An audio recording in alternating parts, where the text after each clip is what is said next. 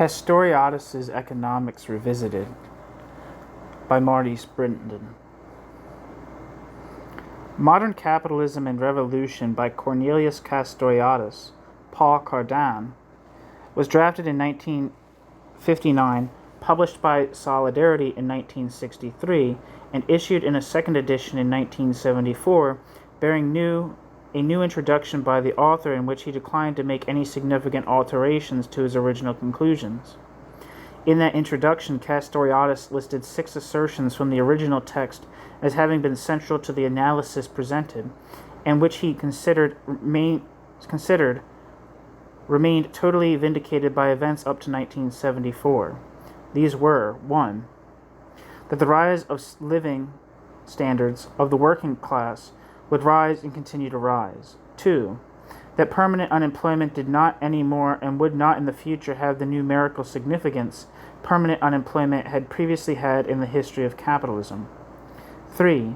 That the capitalist state had become able to control the level of overall economic activity and to prevent major crises of overproduction.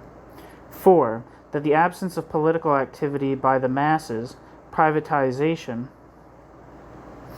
would form the central problem confronting the action of revolutionaries during the coming period. 5. That new attitudes on the part of youth expressed a social rejection of the system by the young, and that this rejection of the system by the young signified that established society was becoming unable to breed a new generation which would reproduce the existing state of affairs. 6. That the revolutionary movement would no longer treat as relevant the narrow, quote, economic, end quote, political, end quote, issues, and ought to be concerned, first of all, with the questions men and women face in their real everyday life, i.e., there existed a crisis of the whole social fabric. Of these assertions, numbers 1, 2, and 3 appear to have been proven wrong.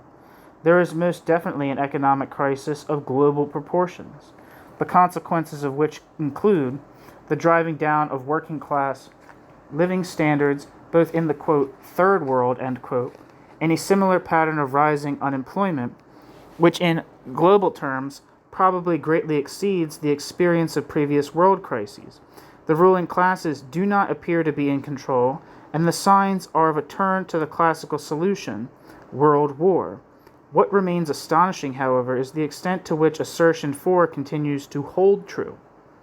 While Marxists point to the economic crises and chant, quote, I told you so, end quote, they can take little comfort from the continuing refusal of the working class to show serious evidence of the classical predicted response. For the present period, the fundamental problem is the absence of generalized working class political activity. On the adverse side, it is also evident that there is a marked lack of enthusiasm for ruling class propaganda. The Falkland spirit failed to catch fire despite a barrage of continuing media coverage, and the sight of Reagan lighting candles for the Poles evinces disgust. The tragedy of all this, from which no one can derive any comfort, is that it evidences the extent to which bureaucratic capitalism has demoralized and desensitized the mass of the people into a state of apathetic negativity. There are exceptions which relate to assertions 5 and 6 above. It is still true that the young have presented a permanent problem of socialization to their parent societies in ways not previously experienced, and the youth unemployment has done nothing to help. But it is equally true that this has not assumed anything like revolutionary consciousness. For the most part, it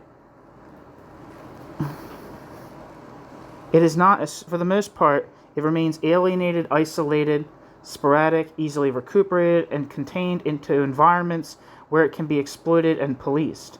The problem has been put into the ghetto, where it assumes the character of an eyesore and no more. It is equally true that questions have been asked by a wide range of people on a wide range of issues, cutting into the most intimate corners of everyday life. It is also evident, however, that this has posed absolutely no threat to the status quo, no fundamental challenge to any institution or part of the capitalist social fabric, beyond what could be absorbed through reform and a moderate cultural shift. What did filter through has taken a back seat to personal economic survival. Beyond these examples, unless one pins wildly optimistic hopes on a movement isolated in Poland and swamped by nationalist and religious ideology, or an isolated resistance by steelworkers in France, Belgium, and England bent on stealing each other's jobs, or, as some do, on the reemergence of the mass peace movement in Western Europe, there is not much signs of life. On balance, what is left of Castoriadis' 6 assertions? When a theory is disproved by facts or has to face facts which that theory did not and could not predict, or which it cannot interpret, it is well known that it can always be rescued through resort to additional hypotheses, provided the sum total of the hypotheses remain logically consistent.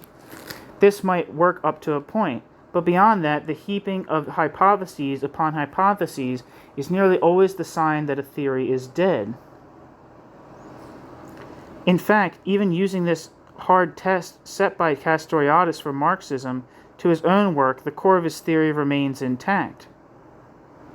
The fundamental contradiction of capitalism still remains in the necessity for capitalism on the one hand to reduce workers to simple executors of tasks, and on the other in the impossibility for capitalism to continue to function if it succeeds in doing so.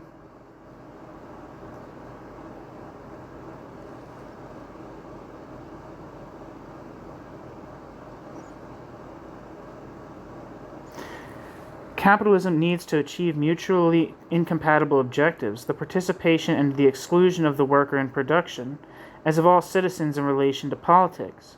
This is the real contradiction of contemporary society and the ultimate source of its crises.